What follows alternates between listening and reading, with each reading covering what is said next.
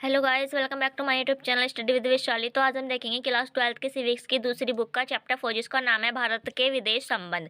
तो इसमें हम सबसे पहले देखेंगे कि इसका इंट्रोडक्शन किस में हम लोगों को क्या क्या टॉपिक पढ़ने हैं। तो इसमें हम देखेंगे कि विदेश नीति और उससे संबंध, नेहरू जी की विदेश नीति, भारत की विदेश नीति, भारत की गुटनिरपेक्षता नीति और भारत की जो परमाणु नीति है, अफ्रो एशियाई एकता, भारत का चीन के साथ शांति और संघर्ष, पाकिस्तान के साथ युद्ध और शांति। तो चलिए शुरू करते हैं।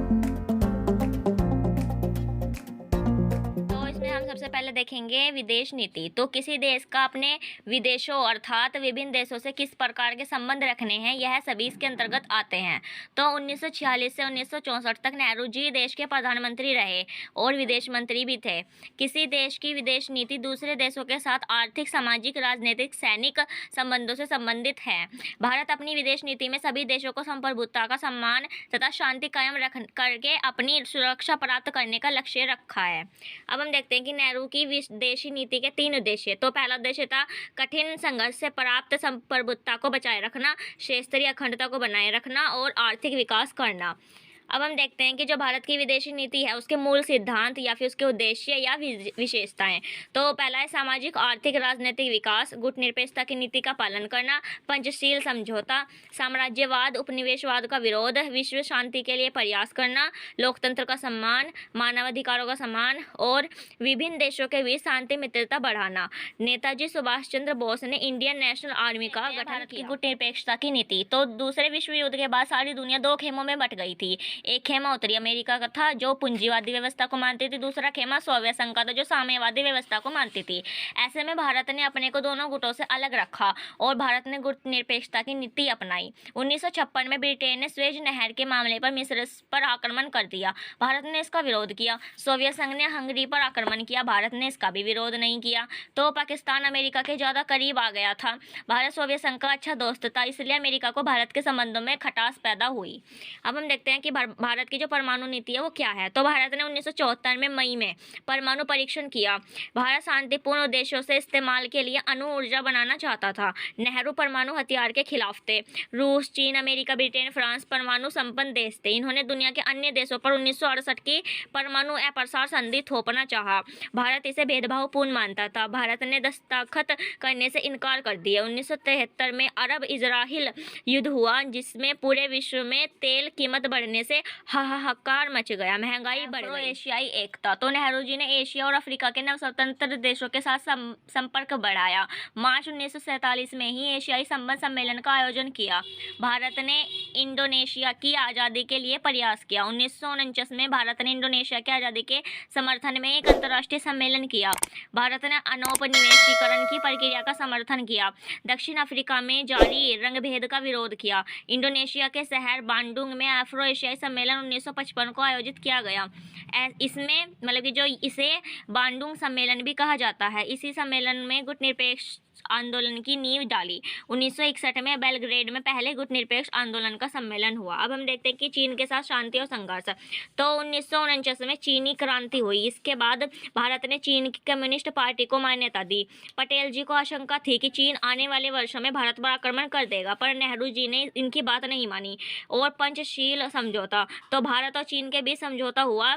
भारत के नेहरू जी और चीन के चाउ एन लाई 29 अप्रैल 1954 को हुआ था। दोस्ताना संबंध रखना और एक दूसरे की संप्रभुता का सम्मान करना, एक दूसरे के अंदरूनी मामले में दखलंदाजी न करना। अब हम देखते हैं चीन का आक्रमण 1962। तो इसमें विवाद के मुद्दे थे कि जम्मू कश्मीर के जो लद्दाख वाले इलाके पर चीन का दावा, अक्साई चीन और अरुणाचल प्रदेश नेफा पर चीन का दावा और दलाई लामा को भारत ने शरण दी जो कि मतलब कि चीन का दुश्मन था, उसका विरोध। 1956 में चीन द्वारा तिब्बत पर कब्जा जमा लिया, जिसका प्रभाव यह हुआ कि भारत और चीन के बीच तिब्बत राज्य खत्म हो गया। प्रारंभ में भारत ने इसका खुले तौर पर विरोध नहीं किया। चीन के द्वारा तिब्बत की संस्कृति को कुचला गया। चीन ने तिब्बत में चीनियों को बसाना शुरू कर दिया। ऐसे में तिब्बत के धार्मिक नेता दलाई लामा ने 1959 में भारत में शरण शरण मांगी, भारत ने शरण दे दी। चीन ने इसका विरोध किया और कहा कि भारत उसके अंदरूनी मामलों में दखलंदाजी कर रहा है, जो कि पंचशील समझौते के खिलाफ है। सीमा विवाद।